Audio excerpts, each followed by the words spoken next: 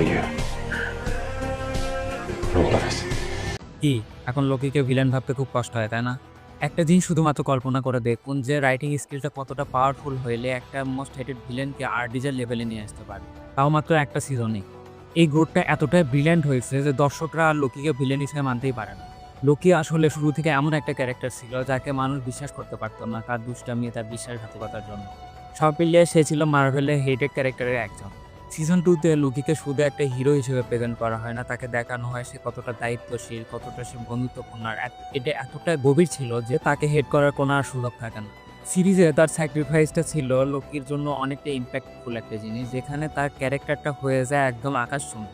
একটা সময় ম্যাক্সিমাম দর্শক যাকে ঘৃণা করতো, আজকে সেই লোকি হয়ে ওঠে মাল্টিভার্সের প্রোটেক্টর।